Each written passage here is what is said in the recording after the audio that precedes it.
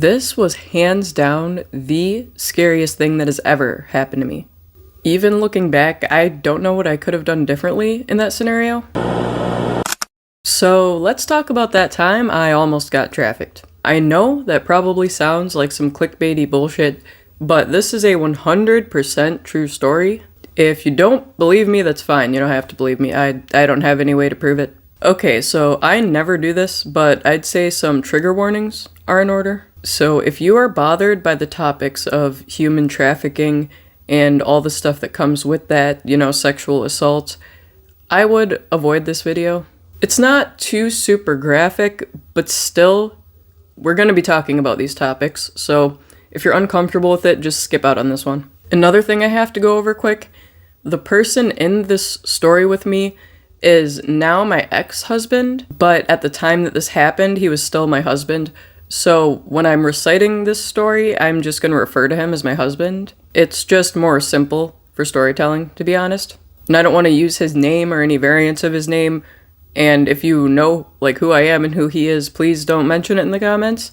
Just for his privacy, I want to be respectful. But I don't think he'd be too super offended by me mentioning him in this story. This happened in 2018. I'm 29 now, so that would have made me... Goddamn, that's a lot longer ago than I thought it was. I would have been about 22 years old when this happened. My husband and I were going to a metal concert in Milwaukee, Wisconsin. Now, I think some context is needed here. I would assume that Milwaukee's reputation speaks for itself. But just in case you don't know, Milwaukee has a very high crime rate, a lot of gang violence. Basically, it's pretty ghetto, for lack of a better term, I'm sorry. Obviously, the whole city isn't like this, but there are very, very dangerous areas that you just don't want to be in. So we were going to this concert, we got these tickets for free, we were really, really pumped. We've gone to a few different shows here, so I'm pretty sure it was a Cradle of Filth concert, but I could be wrong on that. We were going to a very popular concert venue in Milwaukee. You've probably heard of it, and if not, a quick search would tell you where it is. I don't know, I don't feel like calling it out, I guess. And we went to this venue, and at one point we ended up outside, and if you don't know, in this case that's a big no-no. They have certain areas you can be, and if you leave that, they're not supposed to let you back in. At the time, we didn't know that, so we left the concert and we went back to the car to go grab something. So the concert at this point is in full swing, and everyone else is inside the venue. We are the only two people walking the sidewalk. The streets are empty besides all the parked cars. It is just a total ghost town at this point, and we are the only people. At least I thought we were the only people.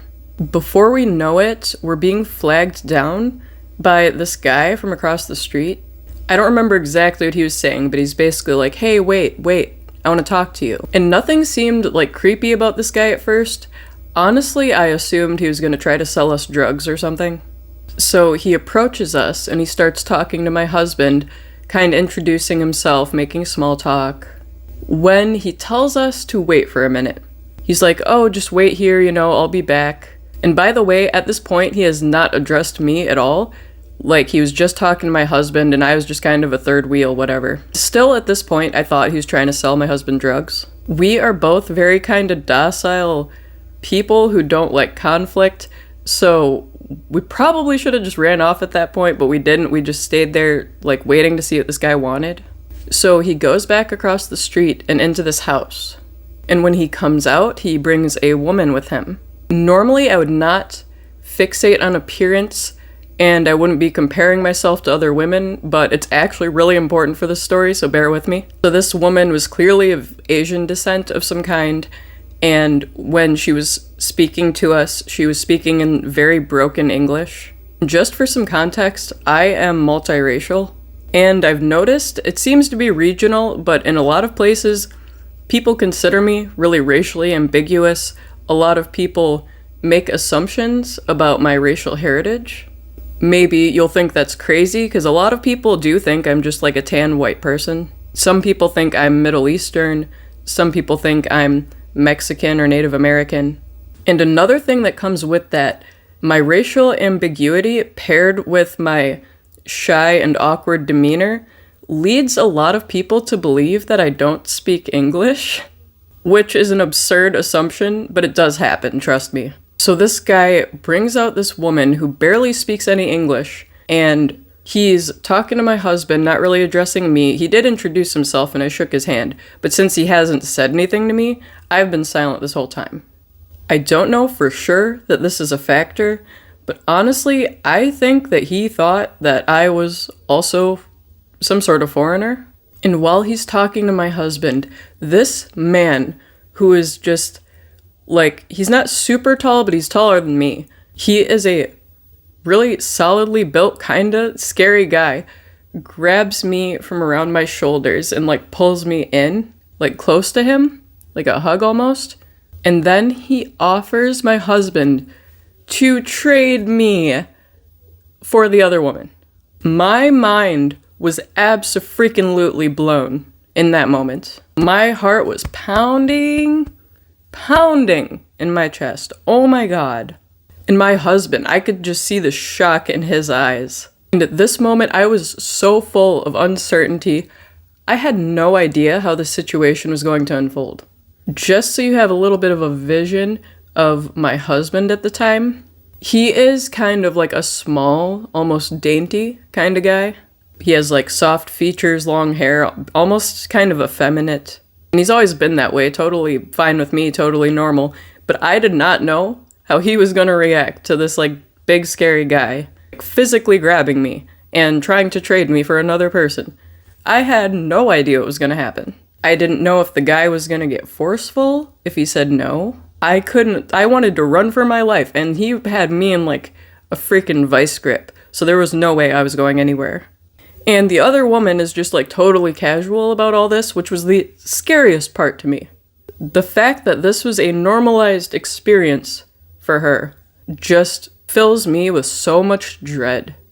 I can't even fully articulate the just sinking feeling that I feel in my chest and in my stomach every time I think about that. And he was not specific at all about the nature of this trade. I don't know if he wanted to trade for the night, for the hour, forever. I had no clue. My husband had no clue. I mean, if he wanted, he could have asked some questions, but lucky for me, he's not a total piece of shit. And lucky for me, he really came through in that moment. He just, took me by the shoulder and grabbed me away from the guy, and he's like, no, this is my wife. I am not trading her. And holy shit. Obviously, I was happy and, really proud of that response, but I was so freaking scared of what this guy was going to do next.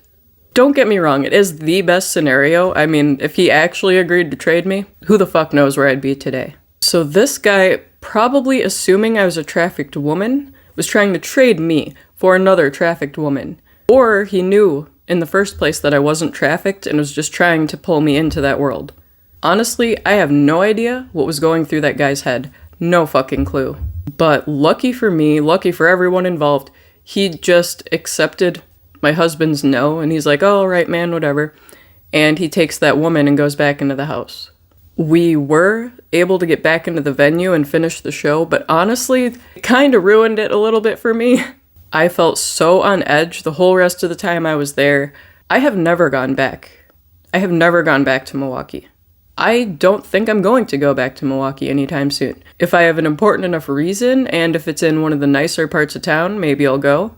But I am not fucking around with that place like that again. I am not going to that concert venue again. There's absolutely no way. And the town's not all bad, the city's not all bad. I'm not trying to add to the bad rep that it's got going on. I did meet some cool people while I was there. There was a guy who, offered to do maintenance on my dreadlocks that I had at the time. I also met this really, really fun crackhead outside of Walgreens. He was the highlight of that visit, I won't lie. But none of that makes up for almost being trafficked. I was just shaking in my fucking boots, dude. It was horrible. It was horrible. I know normally I'm cracking jokes and stuff. I just can't when it comes to this topic, sorry. And I know I might seem a little lighthearted talking about it, but that's because it's something that happened to me, and it was so many years ago, it's kind of far removed. I did have some moral conflicts about calling or not calling the police that day. We did not end up calling the police, but realistically, nothing would have been done. Milwaukee is a very high crime area. They are not going to do anything about an almost crime or a maybe crime. Because obviously, I'm completely convinced that that woman was being trafficked, but I had no proof. I had no proof, okay? And if you know how police operate, how the system operates, they were not going to do anything. I'm sorry. It really was the best call to just get the fuck out of there and not come back. And I do think I made the right decision, but thinking about that woman does fucking haunt me. I can't lie. I think a lot about what may have come of her and where she is now. I think a lot about what could have happened if my husband hadn't come through for me. Or what if I was alone? Who knows? Who knows? And that's horrifying to think about. And the thing is, you'd think, oh, of course your husband wouldn't trade you. What are you thinking? But it happens more often than you want to believe. It happens. Boyfriends and husbands even will trade their women like that. They'll treat them like property. And I was one of the lucky ones.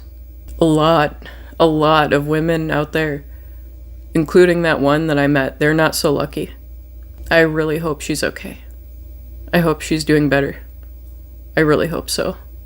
Sorry to get a little bit emotional. I don't know if it's really possible to end this on a happy note, but I was glad to be able to share this story with you. I may not have a lot to say about it, but I really just want people to know that this stuff happens.